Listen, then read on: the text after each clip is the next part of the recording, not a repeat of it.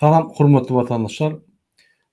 Men siziň bilen ýene-de şu gün Murat Gurbanow, şu gün 28 may 2023-nji ýyl hepleriniň ýekşirme güni. Biz şu gün ýörüýte Türkiýede geçirilýän prezident saýlawlary bardy, ýani seyredip geçen meseleleri. Men näçip şul waka, şul hadisa gaty siziň ünsüňizi çeken sebäbi ine soňky 5 ýyllykda bolup geçýän wakalar, esasy siyasi wakalar prezident saýlawlary. Gynansak da hem Türkmenistanda hem Türkiýede prezident köp meseleler çöýdýär. Ýagni konstitusiýaň esasyna bu prezidentin haklary güýçlendirilen. Şonuň üçin meclis saýlawlary görülmän geçe ýöne prezident saýlawlary iň wajyp siyasi hadisa bolýar. Ine şu gün ikinci tapkır bölümü geçti. Prezident saýlawlaryň Türkiýede prezident saýlawlaryň ikinci tapkır bölümü geçti ve şu ýerde hakykatdan hem saýlawlar saýlanyp, ýani dalşylar saýlanyp Erdogan utdy diýip eýýäm aýdypdylar. %80% sandıklar açıldy ve onun neticeleri eýýäm belli boldy. Men size birinçi gysgaçyk material görkezýän şu arada ine siziň bilişiňiz ýaly neme wa ýürütleşdirilen canlı halk kanalı var. Türkiye'de ine sesini açayım. Tebrik etmiş Şirin. Beklediğimiz bir şey. Şu an Putin için Erdoğan'ın iktidarda kalması hayati bir konuydu. Gerçekten hayati bir konuydu. Unutmayalım ki Recep Tayyip Erdoğan uzun zamandır Biden'dan randevu bekledi, destek bekledi, görüşme talepleri oldu. Biden'ın bir kararı var. Otokratik liderlerle görüşmeme gibi bir pozisyonu var. Görüşmüyor. Buna Biden vitrin olarak bakalım ama Amerika'nın şu andaki yönetim sistemi böyle bakıyor. Önümüzde çok önemli bir süreç var. O da Esad'la görüşmeler, yani Suriye'nin kadı. Bu arada Suriye'den pek çok görüntüler geliyor. Erdoğan'ın kazanması büyük bir mutlulukla kutlanıyormuş sınıra yakın bölgelerde. Esad'la yürütülecek bir süreç var. Putin açısından, Rusya açısından hem Ukrayna Savaşı hem dünyadaki dengeler, Avrupa'yla arasındaki tek bağlantı olan Erdoğan şu anda ve tabii ki Rusya'nın hormatly vatandaşlar, ine häzir 21 saat 20 minutdan başlap ya 21 saat 30 minutdan başlap Türkiýň prezidenti ýagny Recep Tayyip Erdogan öz köşküniň, prezident köşküniň öňüne öz dalaşgarlary bilen duşup geçýär. Ine şu ýerde özüniň utunlygyny ýylan edýär. Ýene bir näçe wagtdan, 1 saat mı 2 saatdan, ýani saýlaw geçirilýän komissiýanyň netije çykar ve şu ýerde ofisial resmi taýdan kimin utunlygyny aýdylar. Ine biz siýasatçylar hökmünde hökman suratda Türkiýede bizim 45% halkymyz ýaşaýar. Şonuň üçin şu ýerde bolup geçen siyasi hadiselerde hökman baha bermeli we size aýdyp durmaly. Ine hormatly vatandaşlar, Türkiýede saýlawlar ikinci tapkır tamamlandy. Hemme maglumatlara göre şu günkü sagada göre Recep Tayyip Erdogan utdy saýlawlary. Häzir 52% görýän bolsaňyz, ýene 20%-da goloy sandıklar açılmaly ve şolun neticeleri umuman ekspertlerin aýdyşyna göre Türkiýedäki saýlanýan prezident ýagny Erdoganyň utuşuny çalışmalylar. Şonuň üçin mümkin 50,5 bolar, ýani azajyk galar 47%dan Kemal Kılıçdaroğlu'nun sesleri ýöne şonuna da 50'den geçen prosent 0,2%dan geçti Recep Tayyip Erdogan utur diýip hatap ediler. Şol ikinci tapkırda 0,001%dan köp bolsa şol adam utdy bolýar. Deňeden bolmalylar. Ine şonuň üçin şol tapkırlar şu tapkır geçti, şoň netijesini görür. Hormatly vatandaşlar, ine şu kanaly öňüňiz ýazylyp bilersiňiz, şu kanalyň ady ýa-da görüp bilersiňiz Halk TV canlı ýaýyn diýär. Şu ýerde hem ekspertleriň pikirlerini hem de ýani bolup geçen zatlary onlaýda görürsiňiz. Meniň eşitişime göre, ýani şu kanalyň bilişime göre 22 saat 20 minutda ýa 22 saatda ine Kılıçdaroğlu'nun yani taraftarları yığınlanıp öýleri olur resmi taýdan hökman suratda ulun çıkış etjek bolýarlar. Öz ýani golyan adamyň öňünde. Ine şuňa ada saýlawlar diýýär. Görýärmi? Ýani saýlaw setleri edil ýani ýakynlarda bolýar. Ýani bir 50 kalyan bolsa beýle 42 arys bir 5%, 10% gatysa 10%. Bizimki näme Türkmenistanyň 99%, 92% utdy. Olar ya dünýäde saýlawlar ya, diňe Türkmenistan. Şoň üçin saýlawyň üstünden Türkmenistanyň üstünden gülýärler. Ol inni falsifikasiýada, falşywdagy ýöne sanlardan belli. Biz şu masalçylar durmaly. Biz azat saýlawy geçirmeli. Türkmenistanda azat saýlawy geçmese Türkmenistanyň geljegi ýok. Ine şoň üçin ýalňa men aýdyp geçdim, MHM ofitserleri, polis ofitserleri şoňu düşünün. Sizin kezzabyňyz Türkmenistanyň geljegini garanti berip bilmeýär. Ahir ya Grazny uruşu bilen ýykylýar-da sizin gurýan kezzap döwletiniz ýykylýar. Türkmenistanyň geljegini şuraya saýlawlar kesitýär. Egerde azat saýlawlar bolanmasa, onu Türkmenistanyň geljegi azat we ıçan berk. Azat saýlawlar bolmadyk bolsa Türkmenistanyň geljegi ýok. Siz saýlawlardan azatlıktan gorkýan adamlar. Saýlawlar azat bolsa ol bir şpanaç saýlanlar ya bir deýüz kezzap saýlanlar diýen. Ilaytada elbetde de ne kezzap ne deýüz saýlanlar. Halk bilen işläp, halka hyzmat edýän adamlar saýlanlar. Siz olardan gorkýaňyz, kezzapçylygy ýatyrar derrüp. Ünferin kezzapçylyk ösýänýär. Häzir ýürüýte kezzapçylyk propagandasy geçýär. Ay näme kösenýär o beýaşmaklary düzeltdi. Ünferin häzir hökümet işgärleri, ýani polis, MHM işgärleri pagony çelli eşigini çelli öýler satmalýar. Maşinlaryny remontyny çelli zapravkaçyny öýler diýär. Siz aýlyk hakykatdan alaňdam, aýlyk size geregem däl. Köçüden alýan aýlyklary. Ýani adamlar talap korrupsiýa edip alýar. Ünferin siz aýlyk almaly. Hökümet size pul bermeli. Benziniňize, maşinlaryňyza, eşikleriňize ýani şertler döretmeli. Şolary hökümet bermän. Siz wezipeňizi satyn alyp, halkdan pul ýygnap, şol formalaryňyzy, maşinaňyzy remont edýäňiz we ýokary pul geçirýäňiz. Hemme zat ters gidýär. Siz velosipedi iki tigirde goýup sürýäňiz ok. Siz velosipedini ters goýup sürýäňiz. Düşýärmi şoňa? Şoň üçin Türkmenistanda gelje ýok. Haçan görseň çöreň ýylan oçurt, haçan görseň produktaň ýylan oçurt, haçan görseň konvertasiýa ýok, haçan görseň tanış görmeli, haçan görseň ýanky banklarda oçurt. Ýöne şol oçurtlaryň görüşi şoň 32 ýyldan bäri. Başaryan poklary ýok diýär. Sizem şu ýol dogry diýip watanmady bolýar. Bolmasa Amerikalya, Ýewropalya bir topar kelleňizde fantaziýalary unutýarsyňyz. Halk samsyk da siz samsyk. Men size aýýan. Siz bu torun ikilikçi samsyk diýýärsizler. Şurýaly propaganda ynanyp gelip men ofitser watanymy gollanyp ýörsiň. O ikilikçi düşünmeýänler bar-a, şolum sizden akylly. Men size sady illa velosiped düşündirdim. Velosiped sistematyny. Ne siz velosiped sistematyny tersine sürýäňiz. Tekerlerini ýokaryna galyp arkaňyzda sürýäňiz. Gen görýäňiz näme öňüňden ýok. Gitmerseňiz o velosiped beýle sürülen ok tersine sürülýär. Sizin aşagdaky şertlerinizi hemmesini hökümetiň büdjetinden pul gelmedi.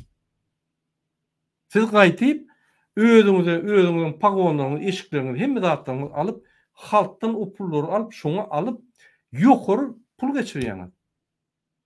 Bu bir döwlet igruşka size bir sizin kezzaplygyňyzy yapmak üçin bir ýanky stenka. Şonu bolýar. Ine şoň janmyan ýa, şoňa düşünen bolak. Şu stenkaňyz şu sen üstüne gaýdar, seni watarlar, gowarlar, ýetir oň üstüne sen ýollaşyny kalleýaň ony. Onu muny görýär, size gül ýaljak halkam kösüp, ay halk kim baran diýip ýörsiňiz. Siz özüňiz baran. Men size aýaýyn. Şoňa düşünmeýän baranlar. Başlangıç sözü akıllı adam düşünüyor. İçimizde namus ofisirler olsa men şolar diýem, beýlikler diýem. Özüne türkmençilik edýän türkmennäl oglanlar aýdýan. Kezzapçylygy ýatan, gurmanlyň serdaryň ideally hökmünde görýän adamlar aýdýan. Utunman pawonum daşýan. Hudaý saklasyn. Gelin saýlawlara gaýdyp gelelim. Hormatly watandaşlar, men näme şu siyasi wakany gaty wajyp etdi düşünürýän. Ya men siyasatçy. Devlet topary siyasat topary. Şol Türkiýede 45% halkymyz ýaşaýar. Gaty wajyp şu halkymyz üçin kim prezident bolar? Haýy ýoly Türkiýe gider. Türkmenistan halkyny, Türkmenistandaky içindäki ýaşaýan halka näme şonuň prezidentler täsir eder?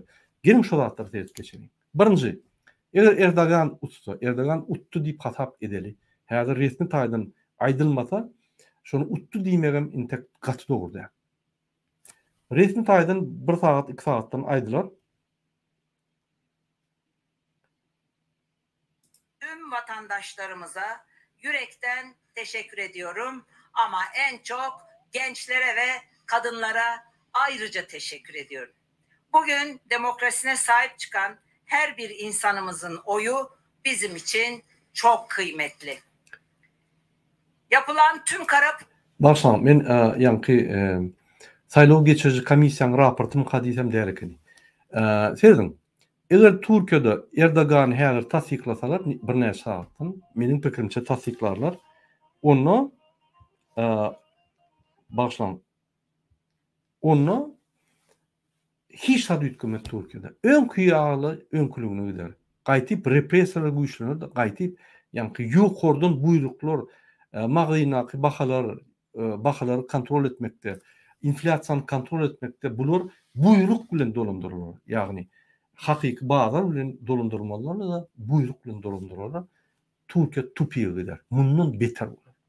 Sebäbi Erdogan reforma geçirip bilen ok. Erdoganyň reforma ideýalary bu tordy. 20 ýyllap şonu geçirilmedi, gelecek 5 ýylam geçirmedi. Diýmek, Kılıçdaroğlu'ny golyan ýa-ni tarapgarlar we şonu golyan toparlar nägeligini bildirip iki tane garşydaş topar gidişer. Ya grardan uruş bolar ya da betbaşçylyk protestler bolar. Görürsüňiz. Ya Erdogany öldürürler ya da ýa-ni periwarod ederler, zahvat ederler, bir zat bolar. Dogurluk bilen utanmaz. Erdoganyň wagty geçdi. Tebigatym garşy şoňa. Ine yaraman ýatyr, salgam ýok öňküýäli. Adamlara, ýaş olanlara, ýaşlara ýol bermeli. Erdogan gitmeli. Ya öz partiýasynyň bir dogumly reforma geçirecek adam oýmaly, ya gitmeli. Özüne derek goýmady, öz aldy. Diýmek indi katastrofa etdi. Şolum gurmanlyň ýoluna barýar, ýoş-ýoş. Indi Türkmenlere, Türkmenistan, şu Türkiýede ýaşaýan Türkmenler näme peýda bolar? Eger iqtisadiýat gaçsa, olam direktiv bilen ýa-ni berkidilse, diýmek investisiýalar çykyp gaçyp başlar. Diýmek Türkiýedaky iqtisadiýat ýykylyp başlar. Ol ýa-ni boşluk bilen, batyş bilen ýokurdan saklanýan buyruklar bilen iqtisadiýat ahir bir gün durur gaçar. Ine Putin buyruk bilen valyutany konversiýasyny saklady. Ahir Merkez Bankynyň güýji gutardy, ýykyldy. Uçup gitdi rubl. Ýene mundan beterim uçar. Diýmek, bizim iş migrantlarymyzyň ýa-ni öň alýan puly indi dolar hasabyna peseder. Pul gazanmak kyn bolar. Mundan kyn bolar. Türkleriň öýleri hem kösener. İçinde protestler, manifestasiýalar bolar. Bir ýa-ni özgöçükler we guguruk bolmaz. Diýmek, şo ýerden türkmen graždanlarymyz başga ýurtlara ya gitmeli bol ya şoňa ılalaşyp öňkü geçirýän pullardan az geçirmeli bollar. Eger bergiler köp bolýan bolsa, Türkiýede ýapar niýetler indi şol mümkinçilikler peseler. Indi Türkmenistanda näme bolar? Türkmenistanda öňkü ýaly ýagdaý gider, syýasy ýagdaý we ýagdaýlar kynlaşar. Bular öňkü ýaly aktivist üçin görüşerler, onu yapacak bolarlar, onu alacak bolarlar, Türk hökümetine ziyaret edip ulanacak bolarlar ve yine önkü durmuş bolar. Bizim Türkmenlerimize hiç bir ütköşük bolmaz. Diňe kıynaşar. Türkdäkiler kıynaşar, Türkmenistandakylar kıynaşar. Diýmek, siyasi ýanky ýagdaýlar ütkömet gaýtyp agyrlaşar. Egerde Kılıçdaroğlu Erdoğan ýerine bolsa, neme? Kılıçdaroğlu ýerine bolsa, onda investisiýalar, demokratizasiýa, adaletler ulanyp Türkiýe skaçok ederdi, zryf ederdi öňe garşy. Hawa başta bardak bolardy, ýanky hawos bolardy. Her wagt bir sistema, beýlik sistema geçende 3 günlük, 5 günlük hawos bolýandyr. Ya 1 aýlyk. Ine mesal üçin biz häzir şu rejim çalışsak 3 gün 5 gün hawos bolar. Ondan soň 3 gün 5 günden soň upravляемый hawos bolar. Upravляемый hawos bolup 3-5 günden bolup geçenden soň ýuwaş-ýuwaşdan täze gelen wagtdan hökümet eline hemme zady alyp kontrolü saklap biler. 1 aýdan siz tanamarsyňyz. Öňküden gowy bolup başlarda derrew gowulaga tarap ýörer Türkmenistan. Bu bir ýanky tebigatyň şertleri. Indi şoň üçin Türkiýede eger beýlik tarapy ýagny Kılıçdaroğluň gelen bolsa, ondan ýagdaýlar gowulaşardy. Meniň pikirimçe Türk halkyna täze prezident has wajyp we has behwit bolardymy diýip pikir edýär. Ne? Şu ýaly meniň pikirlerim bar. Egerde siziň pikiriňiz şu ýalda ýa bolsa ýa başgaça pikir edýän bolsaňyz, kyn görmän kommentariýada ýazyň, sebäbi biz pikir edip ösýändir.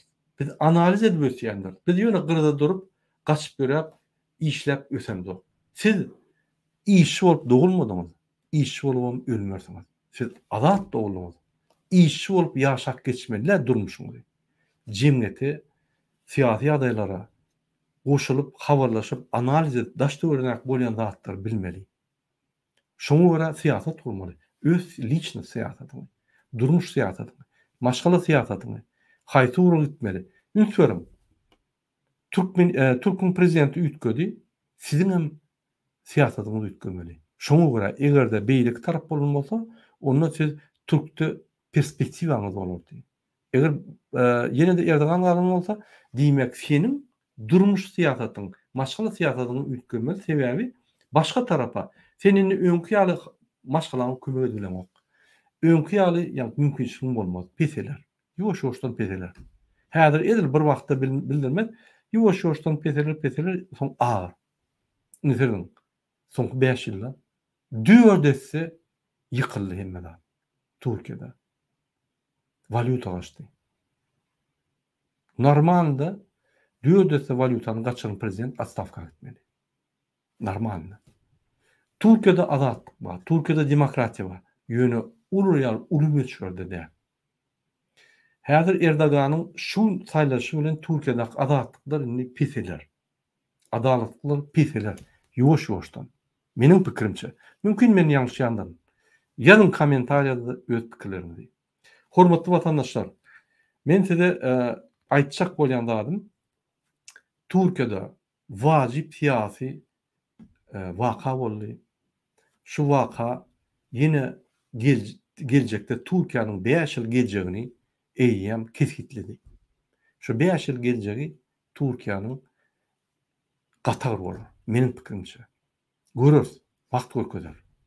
Şoň üçin ine bizim saýlawlar bolanda öýde oturmalarla gidip ses verip, ýa sandyklar barlap, sandyklar berk saklap, şoýdan dan alyp bir-birine berip, şu danlar barlap durmaly we surat videosunu almaly we ertir şu sandyklardaky ýa-ni saýlawlaryň sany başga tarapa gitse biz suwda berip şoly duruzmaly şu wagtda. Ine şul demokratik adalet ýok. Demokratik diýmek ýöne bir hökman erwetlik ýa demokrat däl, adaletlik ýol diýmek şol. Demokratiýa diýmek halkyň dolunduruş ýoly. Ne şu ýolda biz gitmeli. Men şunuň bilen efirimi tutarýan, biz ine Erdoganyň utunlygy barada resmi taýdan tasdiklamaga garşy saýlawlar uturdy. Türkiýe öňkü ýoluna barýar. Reformalar bolmaz, garaşman ütköşükler bolmaz. elbette bir halkyň bir bölegi üçin ya türkmen halkynyň bir bölegi üçin amatly ýöne esasy bölegi üçin uturuş diýip hatap edýär. Şonuň men efirimi utarýan hormatly watandaşlar, siziň hemmäňize birinji bilen jan sağlyk arzu edýän we geljekde öz azatlygyňyzy, öz adalat durmuşyňyza eý bolmagyňyzy arzu edýän azat Türkmenistanyny we garaşsyz bitarap Türkmenistanyny hakyky bitarap, hakyky azat, hakyky garaşsyz Putin'e bağlılar, Xitay'a bağlılar, Erdoğan'a bağlılar, Türkmen halkyna bağlı Türkmenistan'da yaşamagyňyzy arzu edýär. Şunuň bilen men efirimi utarýan. Sag bolun.